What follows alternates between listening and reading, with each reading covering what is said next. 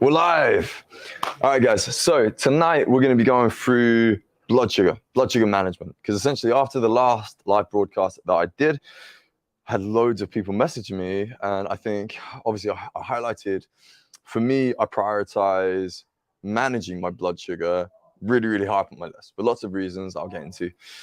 But people kind of were sending messages about the practical ways that they can manage their blood sugar more effectively. So that's what tonight's all about. So obviously, as always, we're on Wild Training's Instagram Live. We're on my Instagram Live. We're on Wild Training's Facebook page, Twitter page, LinkedIn page. We're all over the shop. So just drop a question, and interrupt me because, everybody doesn't want to hear me talking for, an hour nonstop. So ask the questions that you've got based on, kind of what I'm talking about, or challenges that you've got with your nutrition, your blood sugar, anything that I talk about that obviously, I guess sounds of interest to you, and challenges you've got with maintaining your energy, thinking about looking after your health long term, your performance in exercise, your recovery, or just longevity in kind of general. And I think that's where my stance on good nutrition, good food, it doesn't sit within the trend camp. So, we have trends and fad diets and all these different fashions and things that, as a fitness industry, in I think the kind of ether of the internet and influencers, whether they're athletes or just celebrities or people shouting about this new hype diet way of eating or whatever. I really struggle with that because being healthy isn't a trend, and I think it's something we should enjoy. I think food has to be something we enjoy. So when we start diving down that crazy rabbit hole that is diets and all the biohacking, life hacking that I think culturally we've kind of got into, I think it's really challenging because I'm not sure I've seen or experienced a kind of diet plan that's particularly enjoyable, and so if we don't enjoy those kind of routines, those patterns of how we're going to eat, we're definitely not going to sustain it. And what's the point in trying some crazy change in pattern if it's not sustainable, when just eating good food and enjoying good food is achievable if we kind of get the basics right, get the foundations right. And I think the point of this evening is I find a lot of people put a lot of energy and a lot of thought and potentially a lot of money into the wrong thing. And been doing this for a long time, helped a lot of people feel healthy. If you feel healthy and you're fit, that has to come through fueling your body well. Not perfectly, but you're going to struggle to feel really, really good and be fit and healthy unless you're fueling your body pretty well. Because what we eat is going to determine what I can use in my everyday life, and whether that's just in your job, in your family life, in the energy you bring to everything you do in your work and the things you want to enjoy. So food's massive. But 15 years of health, first thing I said was that the most important thing you have to prioritize is your water. So again, talk about nutrition, food broadly as a subject for a minute. Number one has to be your hydration. Like what's the classic line where it's you can last 3 minutes without air, 3 days without water, and 3 weeks without food. So in the priorities of us actually living, water is a little bit more important than food. And again, people put so much effort into their food sometimes that they're going, oh yeah, my food's perfect, I just happen to be chronically really dehydrated. And you're like, well, that's not right. Get your hydration right. So this is drinking ideally mineral water. Makes a massive difference than tap water. So if you can, definitely it's worth having a period where you go, I'm going to commit to drinking mineral water. There's great brands in the UK, so we can kind of keep our carbon footprint minimal. But the difference I've experienced of really committing to only drinking mineral water versus kind of tap water has been very dramatic. So yeah, definitely I would suggest that's something to try for maybe a couple of weeks. And if you don't notice the difference, then you can start to ignore me. But most of the people that I've kind of said, hey, try drinking nothing but mineral water, the volume of water that we drink every day, like 2-3 liters, that's a lot. That's a lot of stuff that you're putting in your body. So if we're going to go prioritize our health, if I'm putting to 3 liters of something in my body, making sure that something is of good quality, makes a lot of sense. So if anybody wants to dive into the details of why I think mineral water is probably a really important thing to get into your routine, then yeah, drop a question and I'll wrap it on. But we'll move on to the subject of the evening, which is blood sugar. So why do I think blood sugar needs to be at the top of your list when you're thinking about what's the objective of healthy eating? Because again, if we prioritize your blood sugar, and I'll explain why I think it's so important in a minute. But if we go, right, the most important thing for me to make sure I'm getting right with my nutrition, with my diet, with the food that I eat, is that throughout my day, I'm kind of keeping my blood sugar within my kind of bandwidth. So I don't want high blood sugar and I don't want low blood sugar. So what we want to do is kind of keep it in that sweet spot in the middle. Little ups and downs is going to happen, but we don't want any crazy spikes. Okay. So why do I think blood sugar is so important?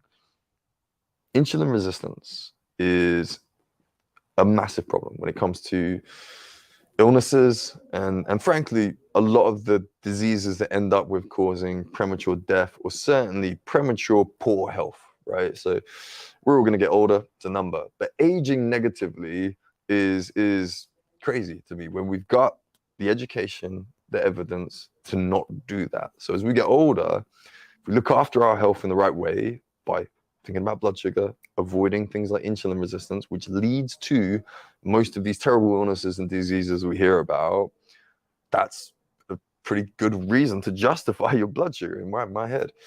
So there's that side of it.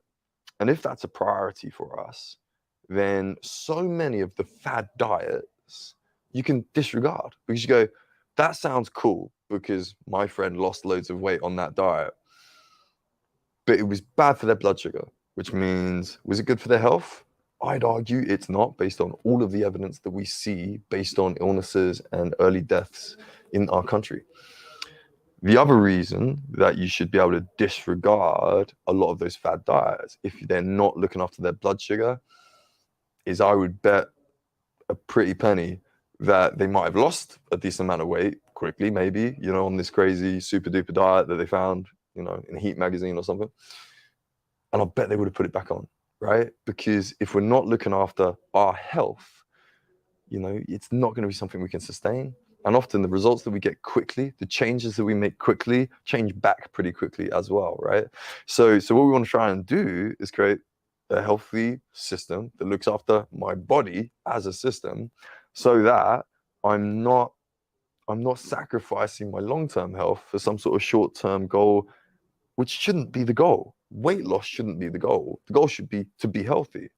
And we can be healthy in a way that achieves an optimum, body composition or whatever, weight, long term, and sustain that. And not only is that going to be sustainable and healthy long term, for us to enjoy life, but I bet with a little bit of help, you would enjoy that process more as well.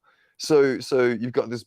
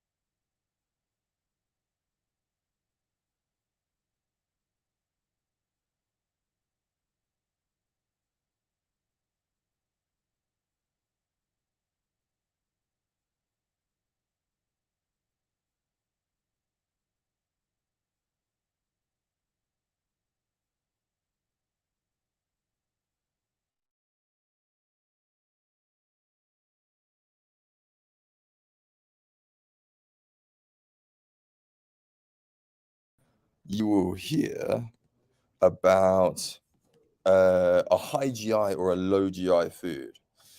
And that is something that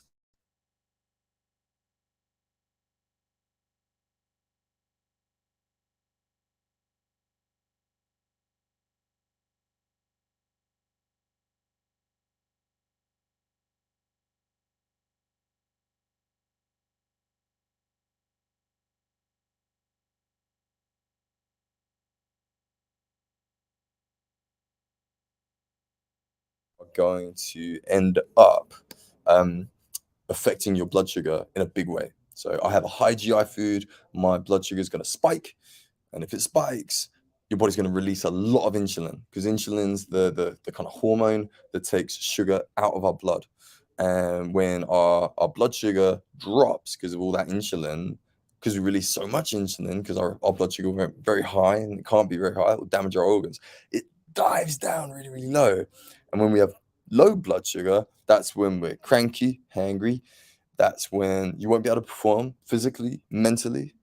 Favorite fuel for your brain is sugar. We need sugars. All this like carb hating, your heart, your muscles, your lungs, your brain, it needs sugars. And all these ideas about, oh yeah, but you get ketones and they're like fake sugars. It's like a survival mechanism. We don't want to survive, we want to thrive.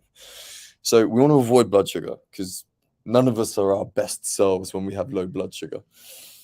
The option for low GI foods is the idea that the sugars in that food are going to enter my blood sugar kind of slower, and that makes that curve easier to manage because my blood sugar is not all the way up here. If I have a low GI food, my blood sugar is only going to come up a little bit, which means I release a little bit of insulin to get that blood sugar out of my blood into my muscles, comes down a little bit, and then it levels out, and I can get it back up a little bit with a little snack or a little lunchy.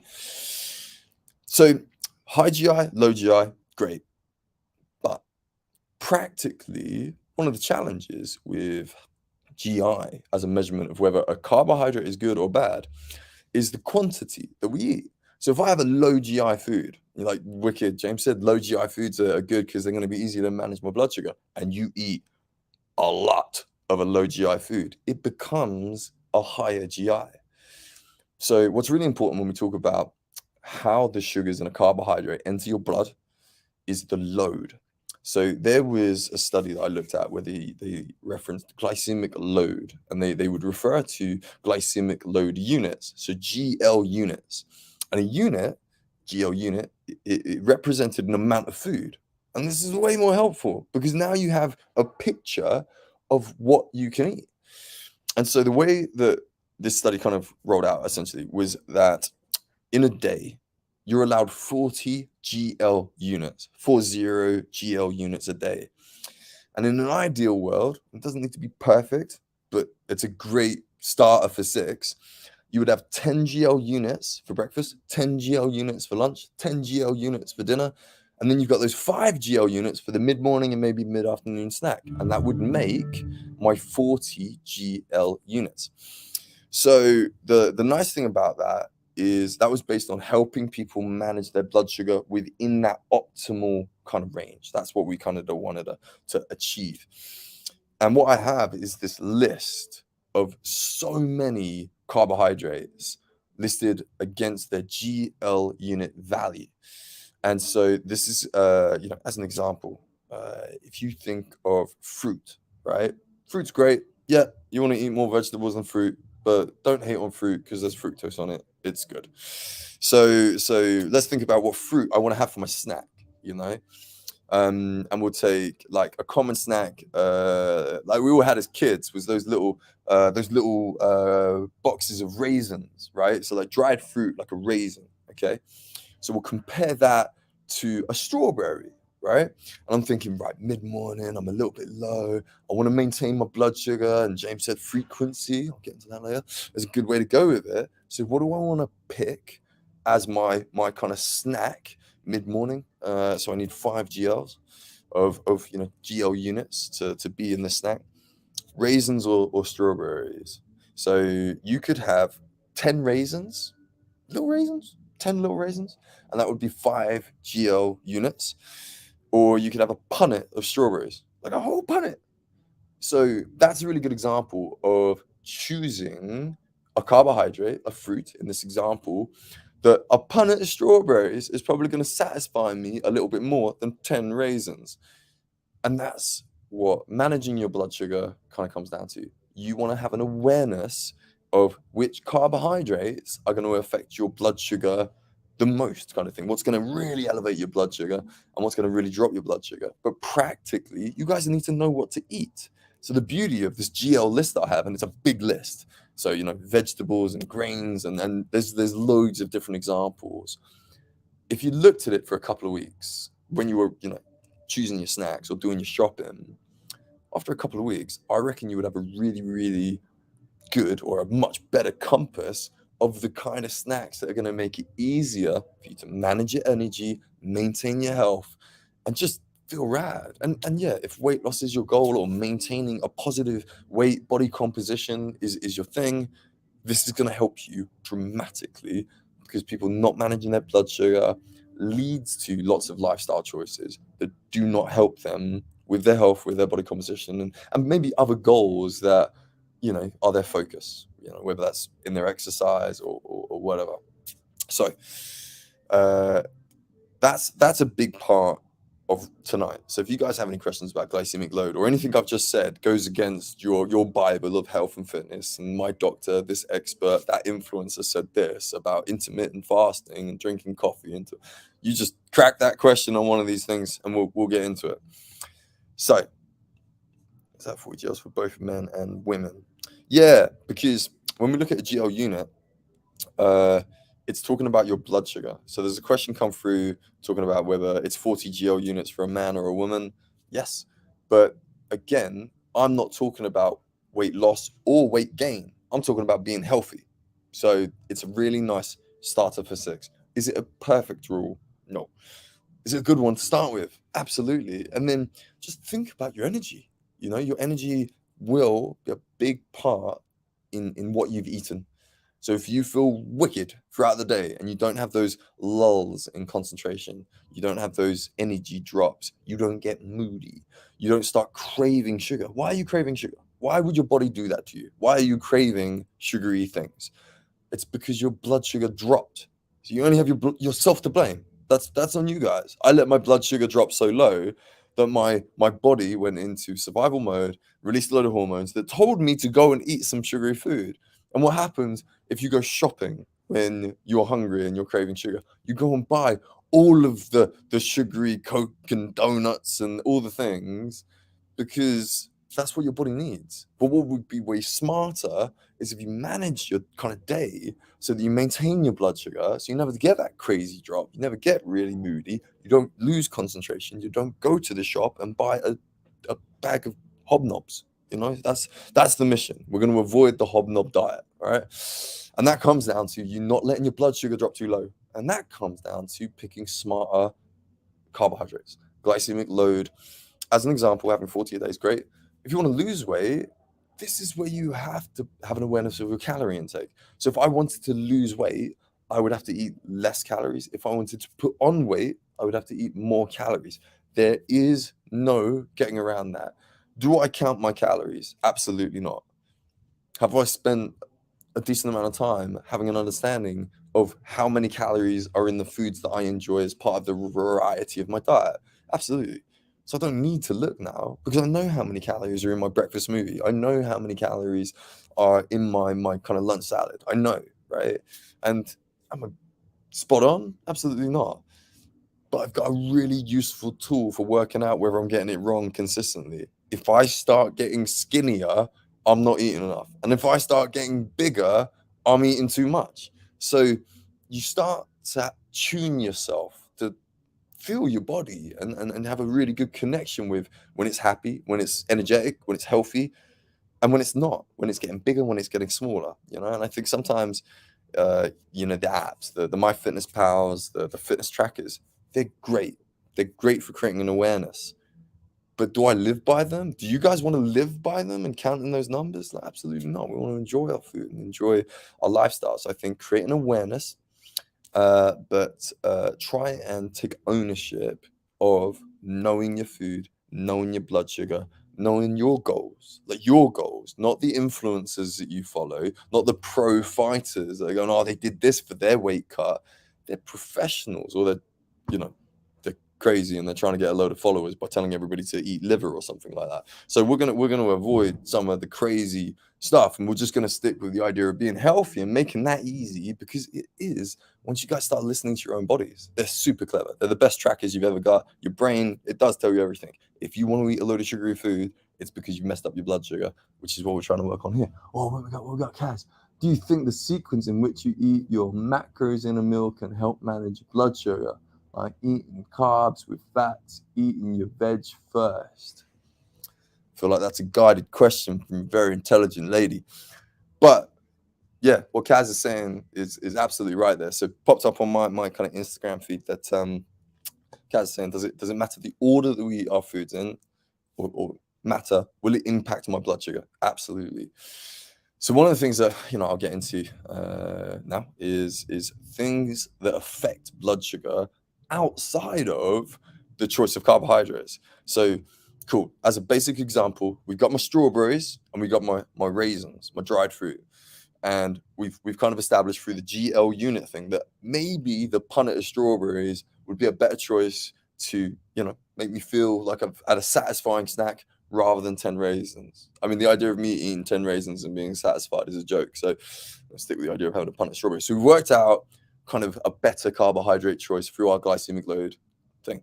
There are other aspects of our nutrition that will impact how the sugars in a food, a carbohydrate, will impact my blood sugar going up or down, or how long it's going to be maintained.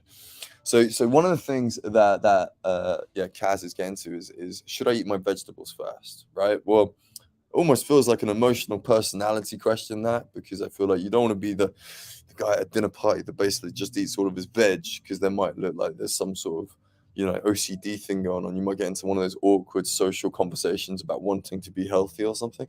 But what Kaz is saying that for is what we have in vegetables is a load of fiber. Okay, now foods that are high in fiber will help slow down the release of any sugars that you eat. Okay, so the idea of eating fibrous foods like vegetables first means that there may be more carb heavy foods on that plate, like let's call them mashed potatoes, will have those sugars in the mashed potatoes release over a longer period than if I ate the carbohydrates, the sugars first, because I haven't kind of lined my body with all the fiber that will slow down the sugars in the potatoes. But you might just be like that potato nut that wants to eat a potato first, and there is fiber in potatoes. You know what I mean? So yeah, you can take it to that level. But I kind of sometimes wonder if what you need to do to manage your blood sugar is you need to eat your vegetables first. You sound like a crazy parent with a kid. And will it have an impact? Yes. Are you going to end the blood sugar mission if you don't eat your vegetables first? I'm not sure if that is something I would back as a statement, So that's the sarcasm that maybe kind of popped out there. Veggie starters all the way. Yeah. Have your vegetable starters. I'm a Parma ham and melon guy though, Kaz, so don't judge me.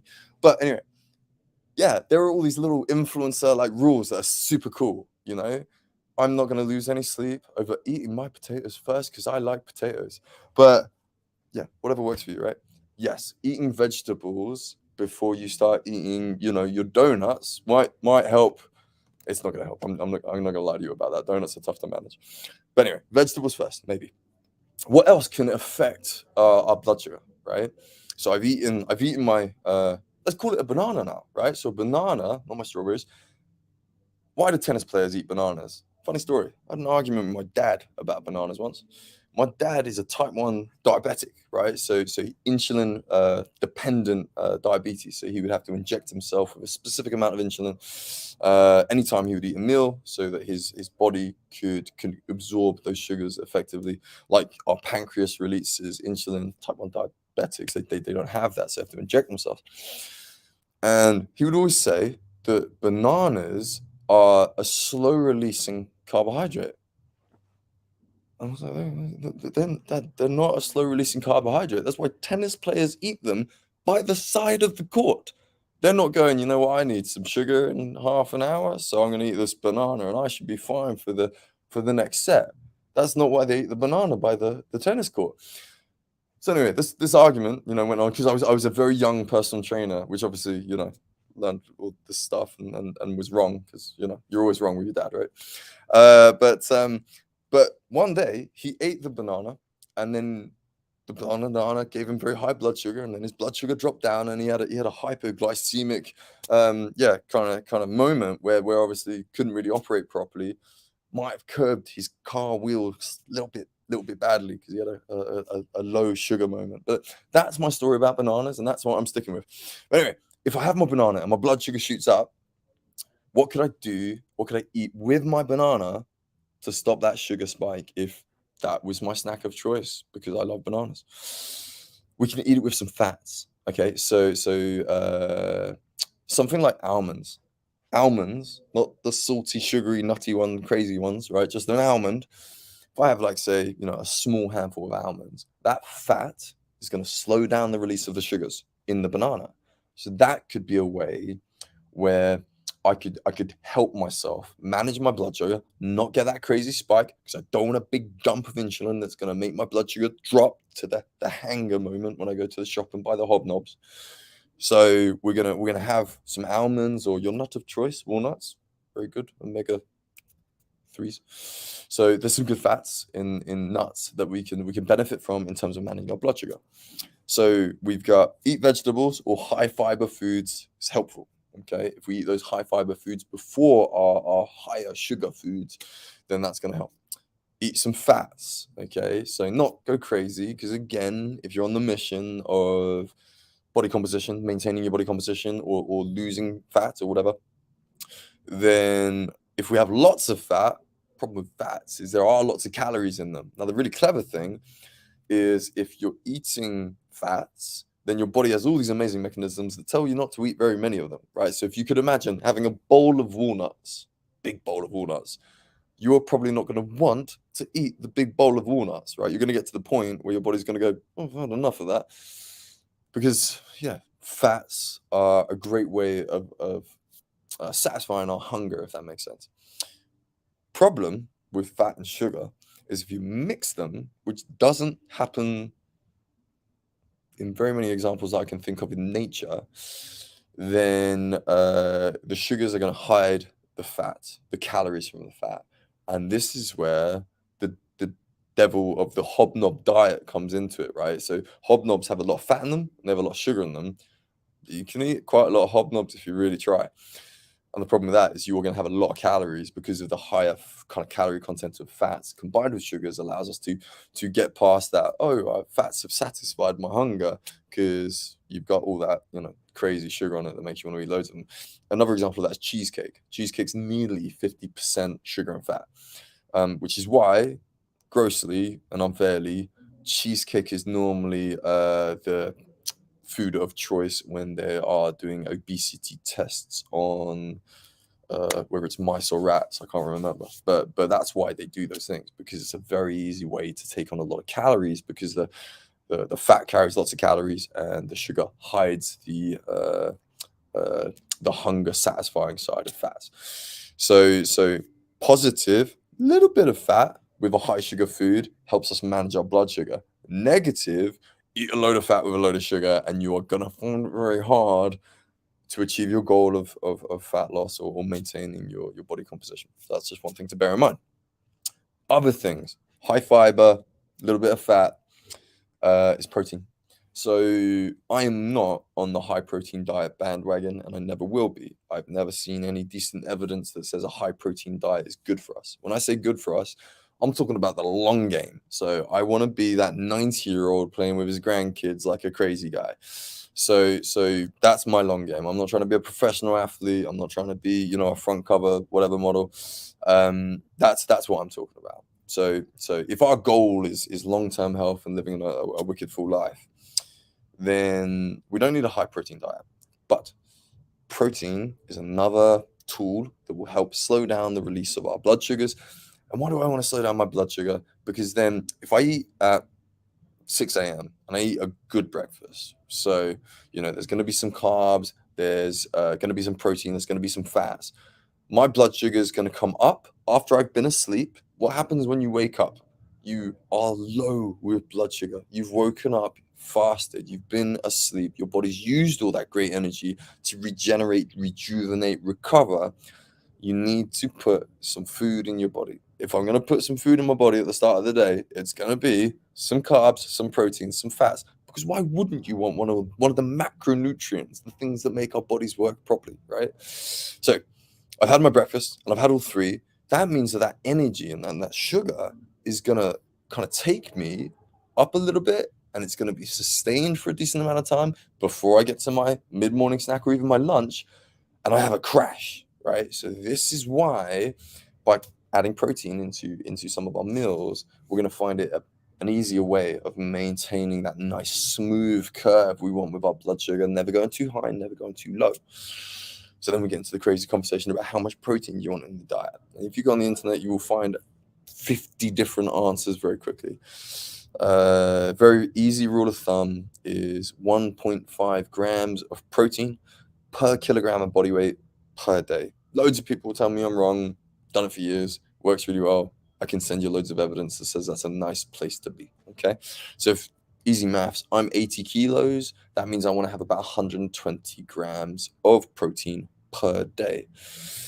Now, one of the things that I talk about quite a lot is muscle protein synthesis, which sounds like, bodybuilder language. It's not. Muscle protein synthesis is my body's ability to utilize the proteins I eat. And of course, we want to maximize muscle protein synthesis. I want to maximize my body's ability to use the nutrients I'm taking on. So we maximize MPS, muscle protein synthesis, anytime I have a portion of 15 to 20 grams of protein. Okay, so realistically, 20 grams of protein is a good portion of protein. If I need 120 grams of protein per day to get that 1.5 grams of protein per kilogram body weight per day as an 80 kilo guy, then that's perfect, because breakfast, I'm going to have my 20 grams of protein, which is going to maximize my muscle protein synthesis. I'm going to wake up energized, ready to rock, go and hit it. Mid-afternoon snack, so second one, mid-afternoon, mid-morning, I'll have 20 grams of protein. Lunch, I'm going to have 20 grams of protein. Mid-afternoon snack, I'm going to have 20 grams of protein. Dinner, I'm going to have 20 grams of protein. And I might have a cheeky 20 grams of protein in a window that's a couple of hours away from when I go to bed. And I got 6 portions of 20 grams, which gives me my 120 grams. So all of a sudden, my crazy methodology sounds like it might actually work in everyday life. And again, this is where I can't do a fad diet because I like food and I like having a load of energy. Whereas what I've just said, it works. It works. Like, yeah, okay, so you got a plan. Where am I going to get my 20 grams of protein from in the middle of the day, James? There's loads of products out there that you can find, right? So again, you want questions on details like that, I can hit it. Practically, again, we talked about the GL loading, right? So 20 grams of protein is a couple of eggs. Cool. That looks right on a plate. If I have, whatever, my poached eggs on toast, I'm happy with 2 eggs, if I'm going to have a chicken breast, that's about 20 grams of protein. If I'm going to have a couple of sausages, that's about 20 grams of protein, right? So there's loads of things that look correct on a plate. Like if you're a guy watching and you have your bangers and your mash, and you normally have 4 sausages, you don't need 4 sausages. If you're going for growth, getting bigger and all that kind of stuff, okay, crack on. But if you're just looking to be healthy, a couple of sausages will do it. It's actually all you need to maximize muscle protein synthesis, which is maximizing my energy, maximizing my recovery. Muscle protein synthesis, maximizing it. It's like kickstarting a motorbike engine, okay? You can tap your motorbike kickstart loads and nothing will happen. You kick it once really, really hard, the whole engine starts. That's how you guys should think about muscle protein synthesis. If I put 20 grams of protein in my body, boom, I've kickstarted my engine and it's going. And that helps you burn fat. It helps you be lean. It helps you slow down the release of blood sugar. These are all good things to feel good, to perform well in your work or in fitness. It's not about being an athlete all the time. I think sometimes people think that's all I think about. It's one of the last things I think about. I think about coming into my day good. So it's important for that. And it's important for your health. You're going to regenerate properly. You're going to get more from your sleep. So, everybody's walking around saying, oh, I'm so tired. I'm so exhausted. Do better with your food, practically, simply, by avoiding some of these fads and these influences, narcissistic, crazy things about eating cabbage all day, and just try and actually eat food in a way that you enjoy it, I got another question. Doesn't food all get mixed in your stomach anyway? I'm guessing that kicks in with the nutrient timing thing of I have to eat my vegetables before my potatoes. And it's where, yeah, I think it all goes in the same pot. So I wouldn't be too fussy about the order that I eat my food in. But certainly when we're talking about the practice of food combinations, especially with snacks, which I think is where most people struggle, 5 almonds and a banana probably makes more sense than a banana and a donut for many reasons. But you catch my point. So I think the food combinations we've talked about, which is high fiber, some fat, 20-gram protein portions to maximize muscle protein synthesis. These are the 3 things that can dramatically help you maintain your energy and maintain good blood sugar, optimal blood sugar, without those spikes we want to avoid. So they're the 3 things that I would kind of walk away from tonight, hopefully with a plan to go with. Anybody that gets in contact with me through any of these channels, right? So whatever, YouTube or Facebook or Instagram, go onto any of our websites, wildtraining.co.uk, experiencept.co.uk, then you will find a way to contact me and say, James, please send me the glycemic load index, the GL unit manual that you described about how I choose my carbohydrates. That's no problem. If you get stuck with what protein sources you're going to kind of choose to get 20 grams of protein in your body to maximize muscle protein synthesis, I got a list of that as well. So if you guys want help with this, check out fit2uk.co.uk. I'm on a mission to make the country a healthier place. I'm going to give all this advice away freely to anybody that asks for it. So just get involved, okay? So what next? Talked about blood sugar, why it's important, illness, disease, bad energy, hunger. We've talked about how to manage it through carbohydrate choice with the GL unit system. We've talked about other foods, fiber, a little bit of fat, maximizing protein synthesis and protein intakes will help. The next one is where we start to talk about the bad stuff, stress, because stress is one of those things that I think current times is kind of rife. I mean, we're talking to kids that are struggling with like stress and anxiety because they're doing a GCSE, and I think most adults would agree that that's probably not the most important part of your life. So a lot of people are dealing with stress with their work, with life, with cost of living and all these things.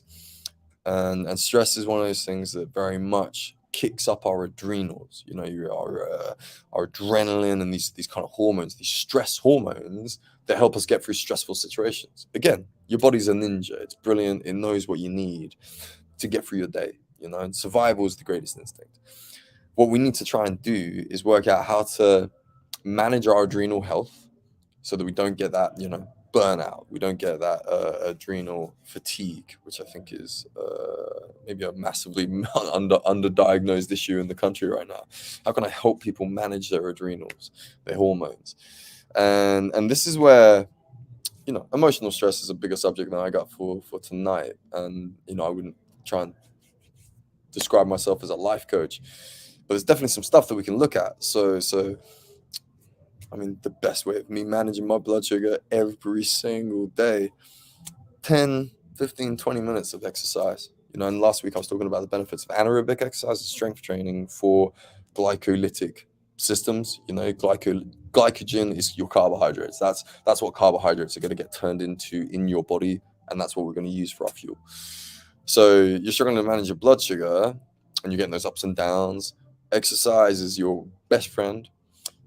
Anxiety it's adrenaline that you didn't use for anything good, right? So go and use it. And that's half of what I'm doing in the gym is I'm just making sure that I'm using my energy. I'm too tired to come to the gym, James. I work too much. I'm like, it's 10 minutes. I can find 10 minutes that you waste every day. I guarantee it. Test me. But it's just 10 minutes where you're going to exchange energy.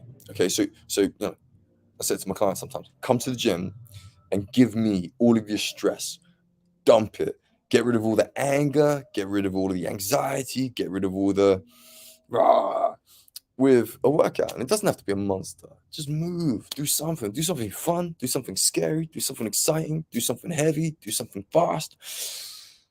And you'll leave with amazing energy, endorphins, some say. But you would have dumped all of the rubbish that you got. So a gym is a petrol station for people. We exchange energy. You dump the crap and you get out all the good. You feel good about yourself, you know? So in terms of managing stress in our body, stress in our adrenal system, exercise is your best friend. So choose exercise that's short but hard. You know, come and punch a bag. You know, you'll find it way more satisfying than you can imagine. Or, you know, come beat me up. Everybody loves doing that for their health. Anyway, so exercise is going to help you with your stress. Caffeine is addictive, I think, in terms of making sure that we get through our days.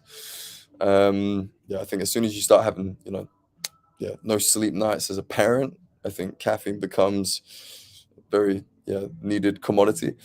And it's not bad. There's nothing bad about caffeine when it's managed, And so, for example, no caffeine after midday, because caffeine has a 6-hour half-life. So that means if I have caffeine after midday, I'm going to have caffeine in my blood when I go to sleep, which means you might go to sleep, but you aren't going to sleep. We want deep REM level 4, the good stuff, right? So anything you do in your day that affects your sleep is the same to me as anything that you do with your diet that's bad for your blood sugar. It's a no. It's that, no, that's not going to happen. So of all the things I can prioritize, I'm not going to have caffeine after midday. Say it live on camera. I'm not going to have caffeine after midday. And that's a really, really good rule, okay? So the other side of that is I think sometimes people mask the drops in their blood sugar. So I wake up and, I'm going to do this intermittent fasting thing that everybody's talking about. So I'm going to have black coffee and that's all I'm going to have until 2:00. Yeah. And you talk to those people after a week, I bet it's not even a week, but a week or a couple of weeks, right? And ask them how they feel when they get home after work. And we've all had those moments where you go home after a stressful day and maybe I haven't eaten very well that day, but I got through my day and I get home and all of a sudden you don't need the pack of hobnobs. You need the tub of hobnobs. You're going to go and destroy the Ben and Jerry's, jar, because our blood sugar's been low all day. But it's cool. Our bodies are geniuses, right? It's jacked up like things like cortisol and all these adrenals that have got us through our day. So my brain was working. I got through my day. I dealt with the stress. I did the thing. And then I got home and I dumped. I relaxed. My adrenals came down and my body woke up and realized I had no blood sugar and started freaking out and went for the cupboard that none of us should have, but all of us have, that has loads of chocolate and ice cream in it. Like everybody has that, right? But anyway, so that's what we have to try and avoid, all right? And that means that I need to avoid my adrenaline fueling my day on cortisol and black coffee, right? And how am I going to do that? I'm going to force myself to eat a better breakfast, bit of carbs, bit of fat, bit of protein. I'm going to force myself to have a mid-afternoon snack or mid-morning snack when I'm not hungry. You should only drink water when you're thirsty. Wrong. That's crazy. You're already dehydrated. You're already lost performance. You've already lost cognitive function. You're already in a position of being less healthy because you're dehydrated, right? So don't get thirsty. Maintain hydration by just drinking a little bit every so often. The flip side to that is don't get hungry. Don't have that sugar low. Maintain your blood sugar. And then I don't need my adrenaline to get me through my day. And then I'm not going to crave all the sugars in the evening when I finally relax, because I fueled my entire day on tea and coffee. That's not thriving. Might be surviving. But again, when I was talking earlier about adrenal fatigue being a legit problem in the UK because of the amount we work, the amount that we stress, the amount we don't sleep very well, the amount that we don't look after our blood sugar very well, it's going to be a problem. And then everybody goes, oh, that's not me, that's them. I'm not going to get sick. I'm not going to be unhealthy. I won't be pre-diabetic. I'm not going to suffer with heart disease. I'm not going to have any of these health issues as I get older.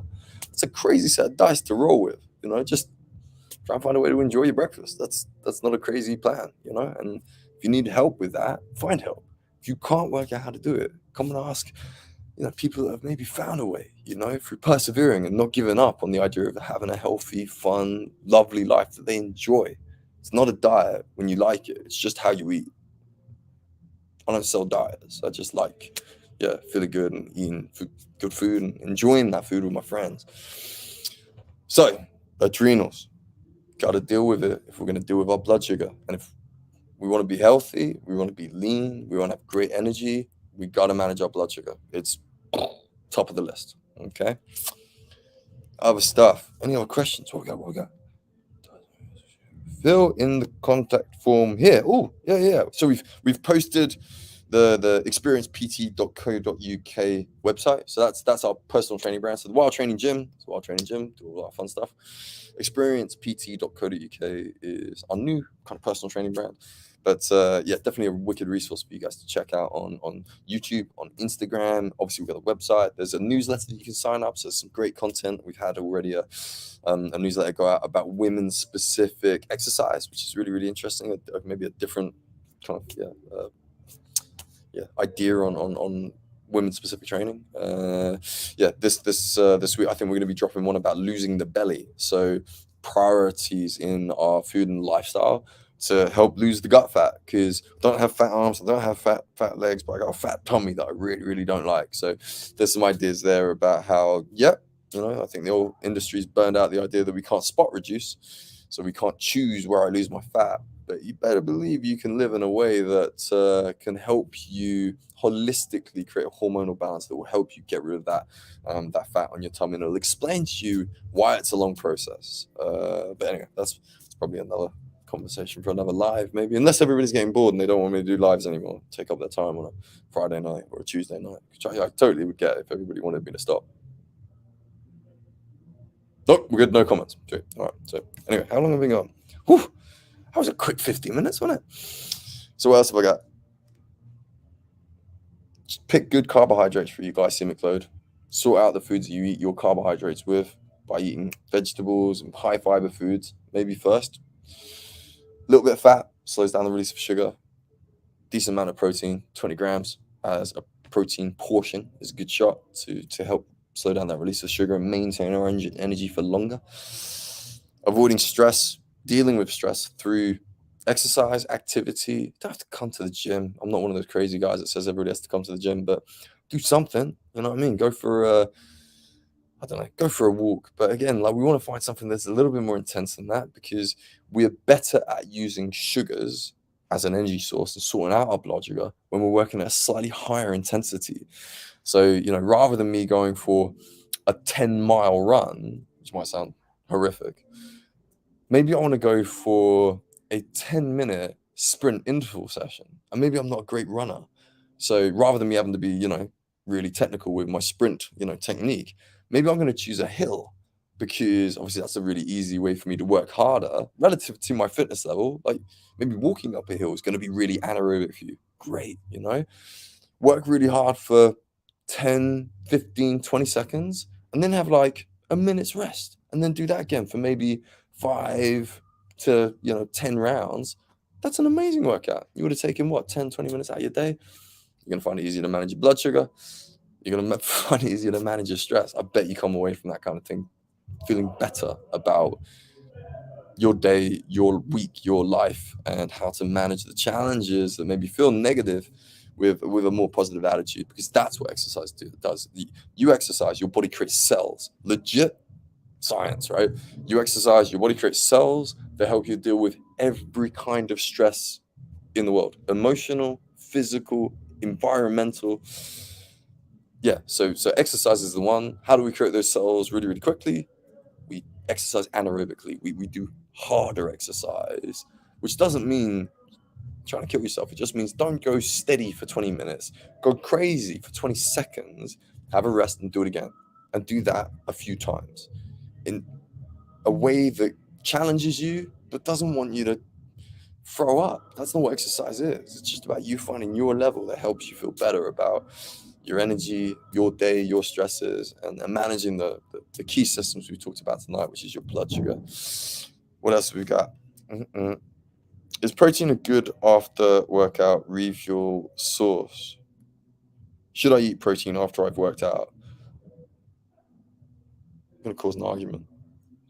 No. What have I used mostly when I'm exercising? Sugars. That's why we're talking about it, right? I'm going to use my glycogen up. So what I'm going to do is I'm going to exercise, and then I'm not going to replace all of the glycogen that has arguably built most of my muscle, fuels my brain, my heart. I'm just going to hope for the best. I'm going to think, you know what? I reckon today protein will make my brain work really well. Right? Cool. So context. I'm a professional bodybuilder, and I'm needing to get calories in and maintain a very, very low blood sugar and carbohydrate because I'm trying to achieve a very low fat mass for my sport. It might be similar to boxers. Okay, that's a very specific context. And this is where, if I'm looking at influencers, athletes, pros on Instagram, you need to take yourself out of that context and go, that's for him, that's not for me, because I'm not doing the thing that he's doing. I'm not a professional fighter. I'm not about to get on stage as a bodybuilder, right? So you've got to look at the advice that's out there in context and whether it is relevant to you. But yeah, I mean, I want to be lean, right? So what I want to do is make sure I don't massively spike my cortisol after a workout, because cortisol is one of those hormones that's going to make me want to store fat on my belly. So by having a little carbohydrate, and arguably a faster acting carbohydrate, so I want that high GI, I want the sugar that enters my blood quickly. I want the banana without the almonds, right?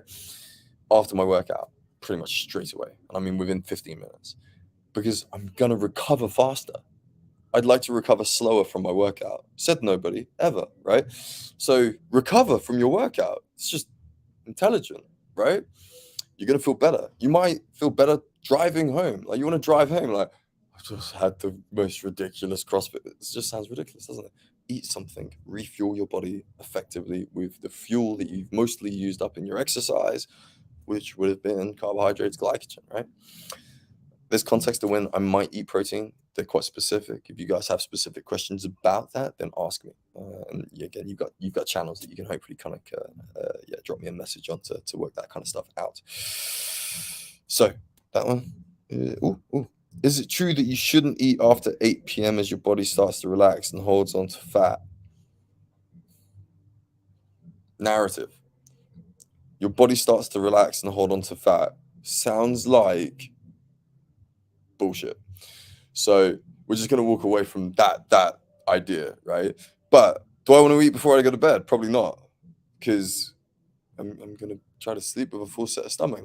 Yeah. So I've heard 2 to 3 hours is a good amount of time to leave it before I go to bed, in terms of when I would eat.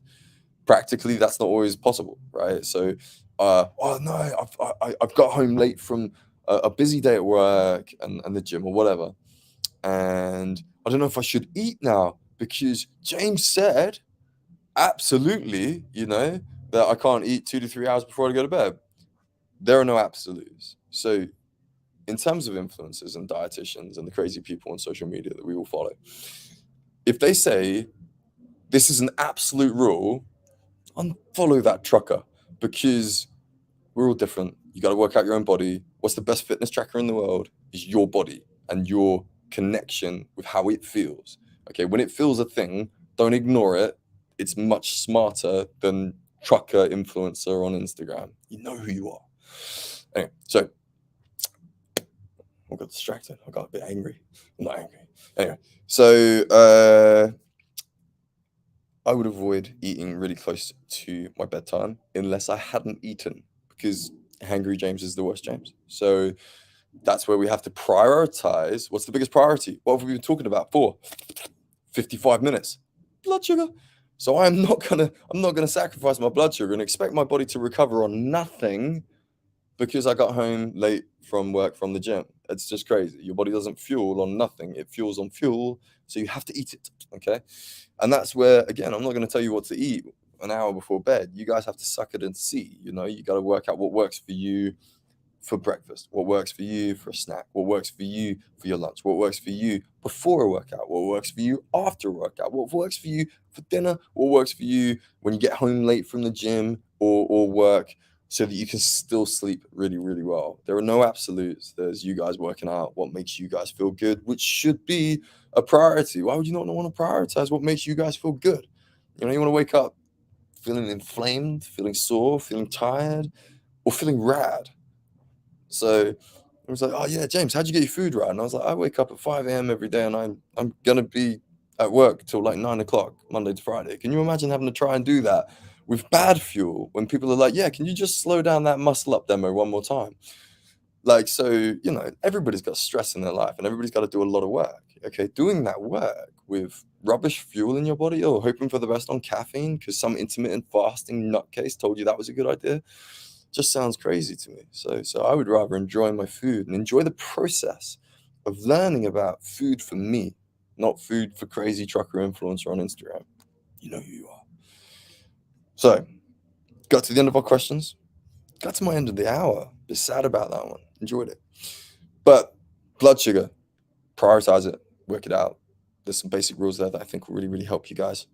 If I've talked about anything tonight that conflicts advice that you've had, medically or otherwise, then talk to me about it, because I'm only coming from a place of study and learning from incredible professionals and experience. And it's not just my experience, it's me training thousands of people now to try and help them enjoy being healthy. Because if you can enjoy being healthy, which means enjoy eating food, then they can sustain it and they can achieve whatever they want. So don't work from your goal backwards. Work from feeling great and being healthy forwards.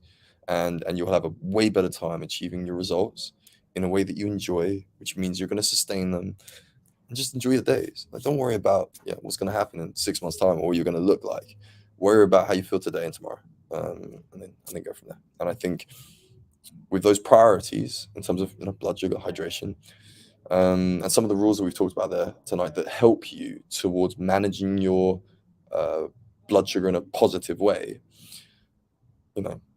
eat vegetables and have protein in relevant portions and eat frequently, because that's going to make it easier to manage my blood sugar. If I eat every 6 hours, that's a big gap between breakfast, lunch, dinner. If I eat every 3 hours, the same amount of calories, but I've just divided them up into smaller gaps, because we're not Neanderthals hunting for our food anymore. You don't have to live like that. We could just choose to manage our blood sugar in a simpler way, because we can. You're going to find it way easier to manage your blood sugar if you have the same amount of calories in smaller portions and manage your blood sugar throughout the day. So frequency, really important. Eat variety to keep your digestive system happy.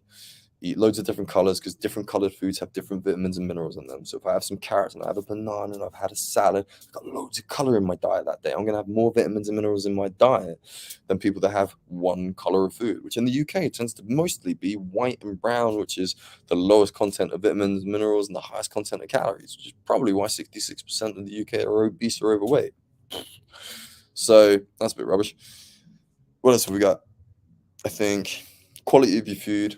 People start to go, you've got to eat organic and free range, and eat veg, fruit, and meat that's come from the closest places to your home where you live as possible, because food that hasn't traveled is probably going to be better for you. So that's a pretty sweet diet in an hour that will help you guys. So if you want the glycemic load data sheet, and you do, because it will help you manage your blood sugar, then please message me and I will email it over to you. It's a very simple document that's helped a lot of people. But outside of that, enjoy your weekends, and I will catch you guys for the next live. If there's any requests for what you'd like me to talk about next, doesn't have to be food orientated, then let us know and we'll make a move. But thanks for joining us tonight.